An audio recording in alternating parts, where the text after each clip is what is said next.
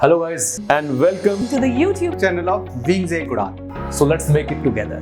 Hello everyone and welcome to Wings Ek Udan. My name is Yashodhara Singh Javod and welcome to my lecture series. So in the last lecture we have already covered about the BRIC nations, the ASEAN, the SAARC, फिर G4 से लेके G4 के बारे में हमने पढ़ा, फिर हमने G6 से लेके G7 का सफ़र, फिर G7 से लेके G8 and then back to G7 और फिर G7 से D11 की कंट्रीज हमने पढ़ी, G11 से G10 end of course D10 के बारे में हमने पढ़ा.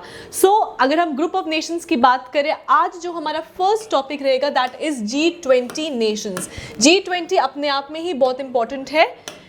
सो we'll talk about G20. First of all G का मतलब क्या होता है? G का मतलब होता है ग्रुप. सो कितना ग्रुप है? It is a group of 20 Nations. अब ये स्टार्ट कब हुआ था? ये स्टार्ट हुआ था आपका 1999 में.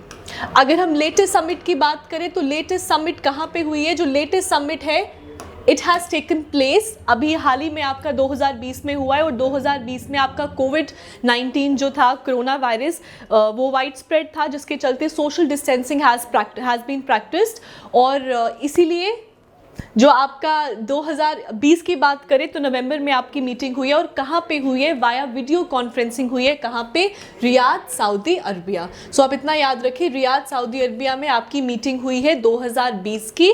और 2021 की मीटिंग कहाँ होने वाली है? This is important. 2021 की मीटिंग होने वाली है आपकी इटली, रोम में. सो 2020 कहाँ पे हुई है? रियाद में. 2021 की है वो कहाँ पे होने वाली है? It is going to be at Italy in Rome. ठीक है, तो समिट पहली कहाँ पे हुई है, बाद में कहाँ हुई है, ये आपको ये चीज़ों को आपने याद रखना है. अगर हम G20 की बात करें तो फर्स्ट इसकी मीटिंग कहाँ पे हुई है? फर्स्ट मीटिंग हुई है आपकी वाशिंगटन DC. तो ये इसकी फर्स्ट मीटिंग थी. फाइन. सो 1999 में ये बनी है. फर्स्ट मीटिंग इसकी वाशिंगटन DC में हुई है. लेटेस्ट 2020 की हुई है. कोविड का टाइम था, social distancing has been practised, तो हुई है रियाद में, hosted by Riyadh, Saudi Arabia. And 2021 की कहाँ पे होने वाली है? इटली, रोम में होएगी.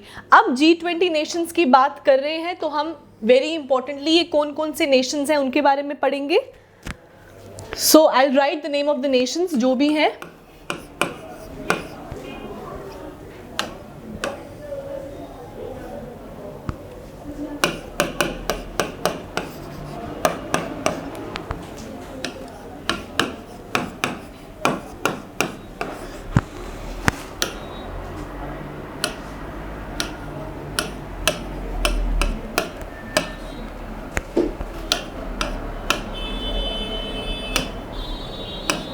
तो अगर हम ए से बात करें, ए की आपकी दो कंट्रीज आ गई हैं. इसमें नंबर 1 आ गई आपकी अर्जेंटीना, दूसरी आ गई आपकी Australia. B stands for Brazil. G20 nations के आपको नाम आने चाहिए because they can very regularly पूछा जाता है कि इनमें से कौन सा G20 नेशंस की कंट्रीज हैं या कौन सी इनमें से नहीं हैं. सो नाम are important. China, Canada. E stands for European Union.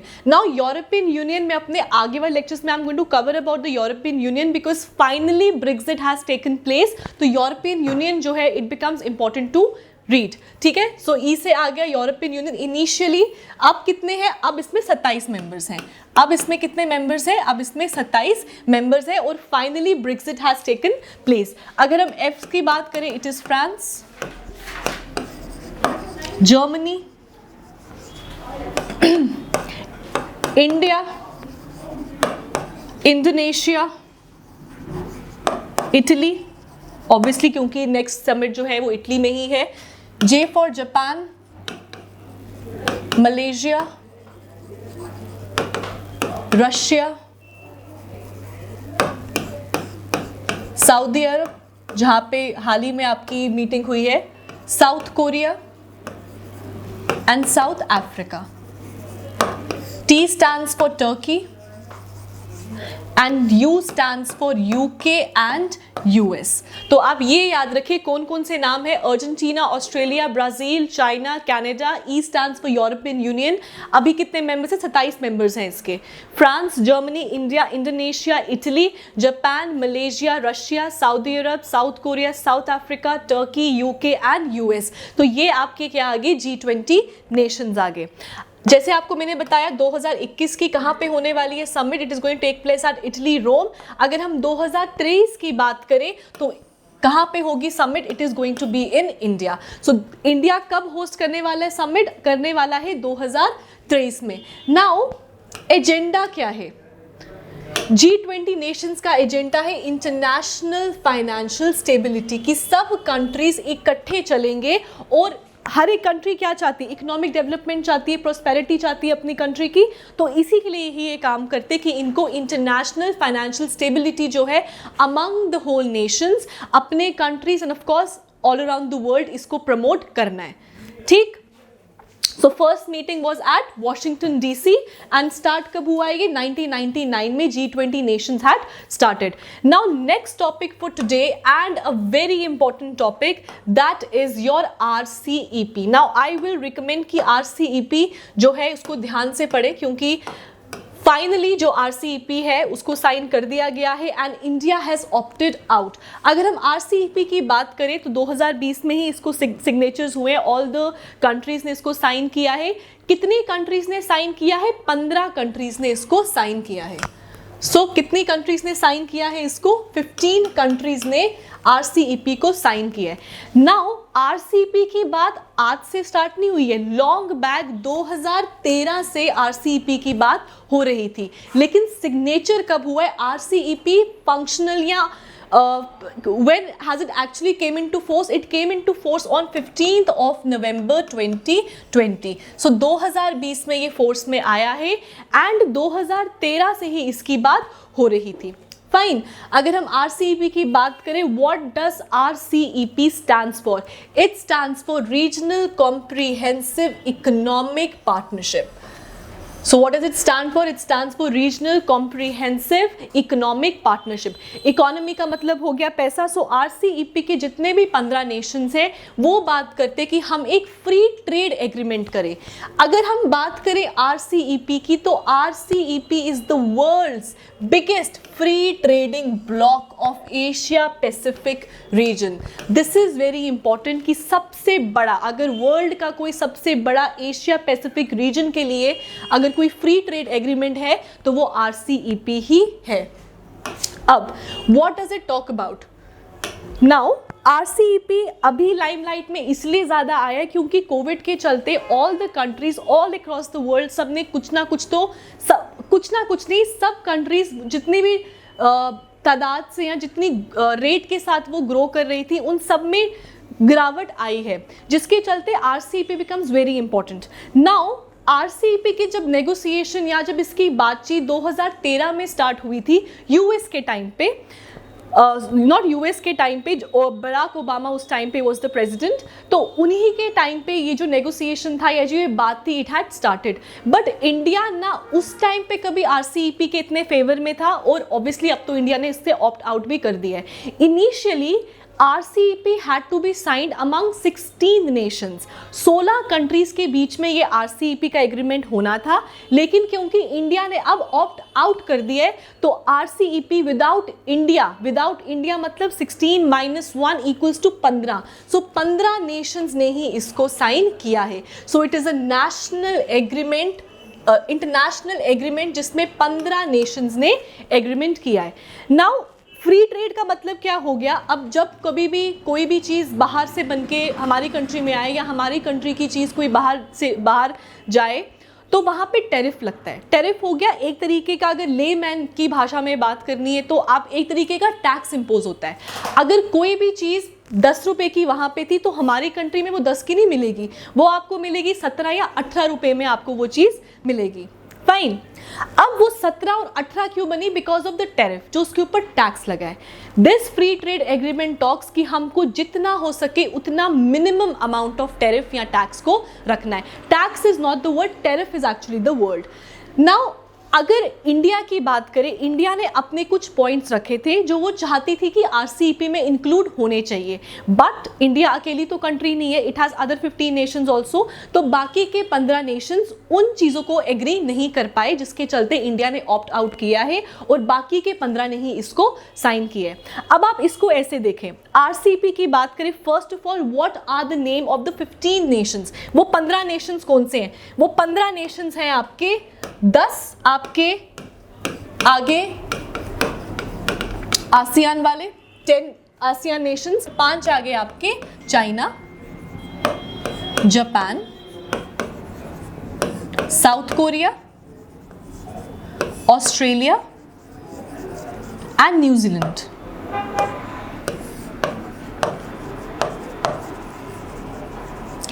Japan, south Korea, Australia, New Zealand and China, ये 5 प्लस 10 एशियन नेशंस मेकिंग 15 हो गए।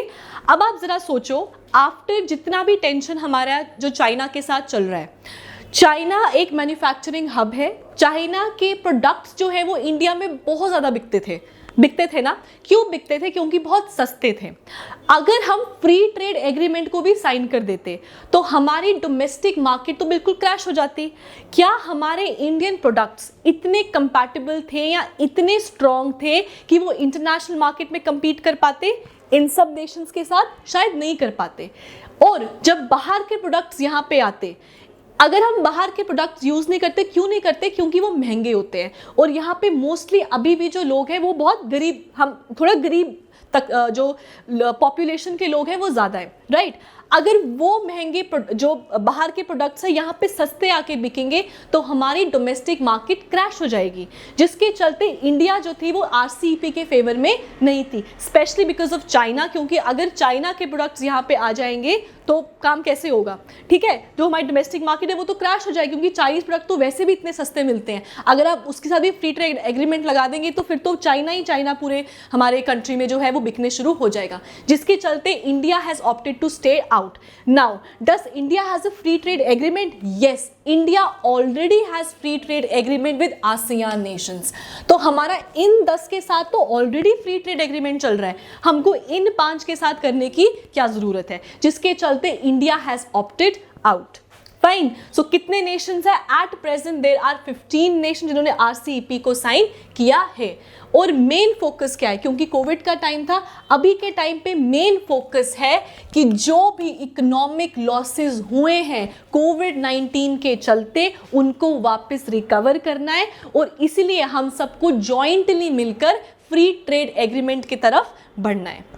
फाइन, अब अगर हम इन 15 नेशंस की बात करें, ये जो 15 नेशंस है ये 1/3 वर्ल्ड पॉपुलेशन को कंप्राइज करती है। So it comprises about 1/3 of the world's population. और अगर हम ग्लोबल वर्ल्ड इकोनॉमिक्स की बात करें तो 30% जो है वो इन्हीं 15 नेशंस का है।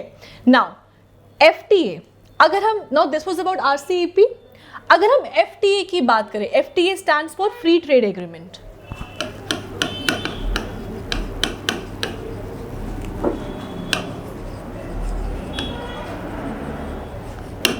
एक तो आ गया आपका आरसीईपी जो अभी हाल ही में वर्ल्ड का सबसे बड़ा फ्री ट्रेड एग्रीमेंट है।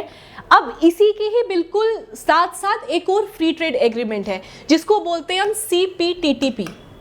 CPTPP, which stands for Comprehensive and Progressive Agreement for Trans-Pacific Partnership. Now, Trans-Pacific Partnership, अगर हम सिर्फ CPTPP तो हो गया ना, अभी आप सिर्फ फोकस करो ट्रांस-पैसिफिक पार्टनरशिप। अब ये जो है ना CPTPP, इनिशियली ये ट्रांस-पैसिफिक पार्टनरशिप था। ट्रांस-पैसिफिक पार्टनरशिप मतलब जब आपके Barack Obama was your not Barack Obama भी नहीं कह सकते, जब इस चीज़ के बारे में बात हो रही थी उस टाइम पे हम ट्रांस पैसिफिक पार्टनरशिप के बारे में बात कर रहे थे। लेकिन जैसे ही डोनाल्ड ट्रंप जब प्रेसिडेंट बनते हैं, now this is also free trade agreement कि सबके साथ फ्रीली ट्रेड करो। Donald Trump free trade agreement तो बहुत दूर की बात है, डोनाल्ड ट्रंप ने तो ट्रेड वॉर लगा दी, जिसके चलते this trans pacific partnership was उसको हटा दिया गया। और जितनी भी ये कंट्रीज हैं What are the name of the countries? Australia, Canada, Chile, Japan, Malaysia, Mexico, Brunei, New Zealand, Peru, Singapore and Vietnam. ये सब के सब थे आपके ट्रांस पैसिफिक पार्टनरशिप में भी, लेकिन एक और कंट्री थी प्लस यूएस। तो अगर पूछे ट्रांस पैसिफिक पार्टनरशिप में कौन कौन सी थी, ये सब कंट्रीज इंक्लूडिंग यूएस। लेकिन डोनाल्ड ट्रंप ने फ्री ट्रेड एग्रीमेंट नहीं किया, उसने तो चाइना के साथ ट्रेड वॉर लगा दी, जिसके चलते यूएस को हटाकर इन्होंने अपना ही ट्रेड एग्रीमेंट बना दिया एंड इन सब कंट्रीज के साथ बन गया TPP बन गया CPTPP, that is comprehensive and progressive agreement for trans pacific partnership.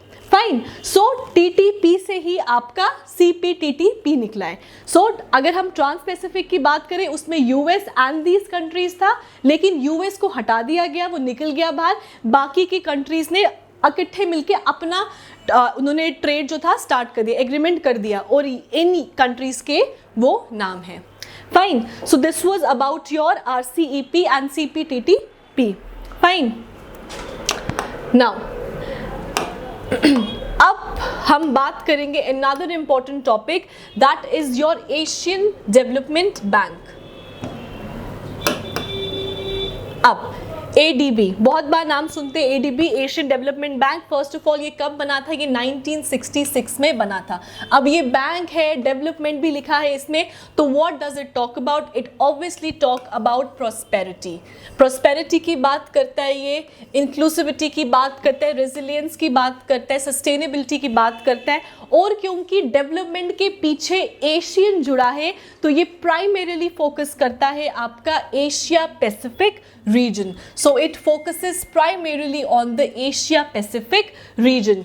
Along with इन सब चीज़ों के बावजूद डेवलपमेंट तो है, लेकिन सबसे ज़्यादा जो प्राइमरी फोकस है that is to eradicate poverty. So it talks about not only development but to eradicate poverty. And Asian है नाम, तो ऑब्वियसली कौन से रीजन को प्राइमरीली फोकस करता है?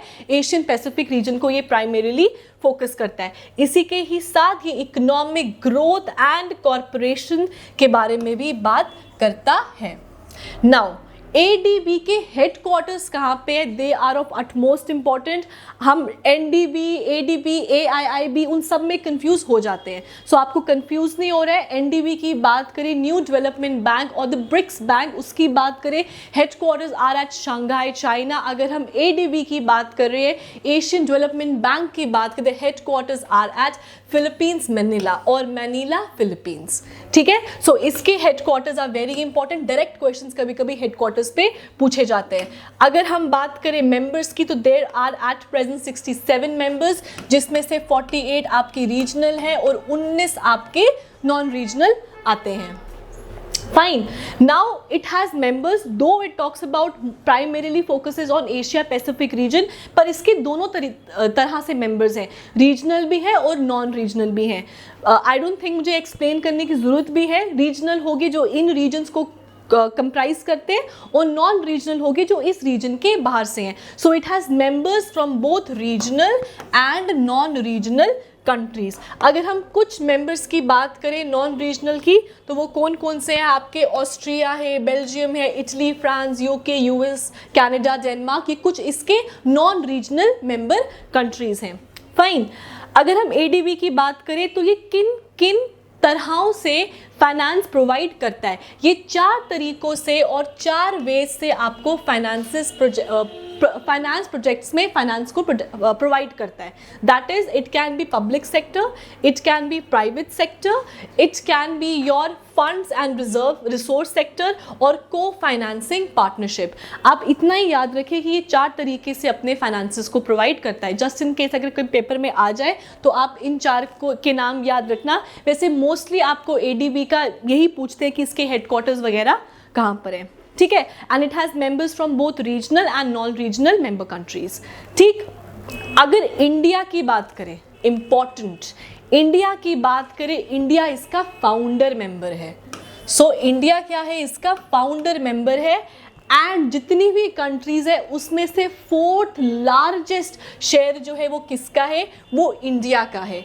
अगर हम बाकी ऊपर के 3 की बात करें, नंबर 1 पे इट इज जापान, जिसका सबसे ज़्यादा शेयर होल्डर है। Number 1 Japan, number 2 US, number 3 China और नंबर 4 पे इंडिया आता है। So India is the 4th largest जिसके पास सबसे ज़्यादा शेयर होल्डर्स हैं आपके एडीबी बैंक में। ठीक है, अब जो एडीबी है it is planning to develop a regional hub. Regional hub कहाँ पे होगा? Eight new Delhi.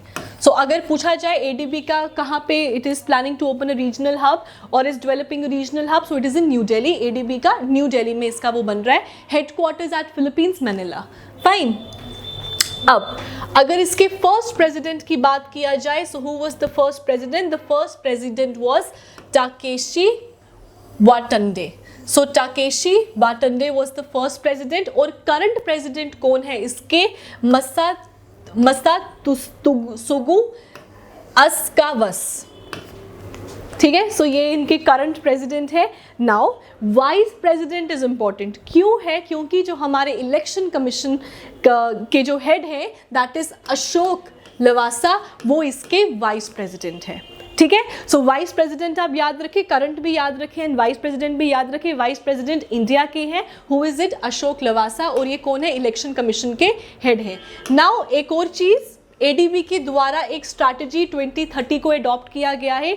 What does strategy 2030 talks about? Strategy 2030 is a long vision, is a new and a long vision. एक लंबा विजन है, और लंबा vision किसके related है? To eradicate poverty.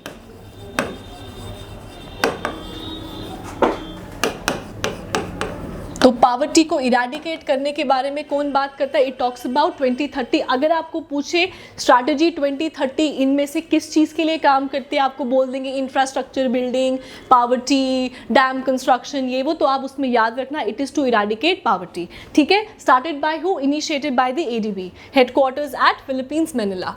Now ADB has listed 10 years masala bonds worth rupees 850 crores on the global debt listing platform India INX. अब एक तो 850 करोड़ आप ये याद रखें। Now what is masala bond? वैसे तो ये आपका इकोनॉमी का टॉपिक है, Shoaib sir will deal with it. Masala bonds की बात करें, दे आर रुपी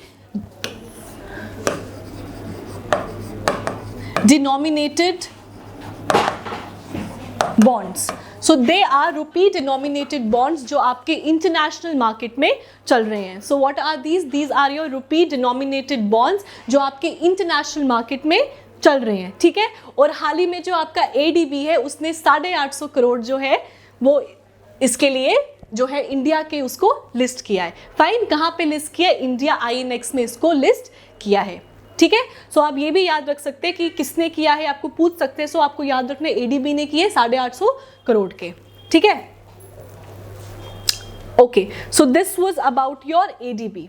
ठीक, next up we have that is your AIIB, another important bank. बहुत लोग कंफ्यूज हो जाते हैं एडीबी और AIIB बैंक में। So what does AIIB stands for? It stands for Asia Infrastructure Investment Bank. So it stands for Asian Infrastructure Investment Bank. Where are the headquarters? Not at Manila, Philippines or Shanghai, China, but China, Beijing.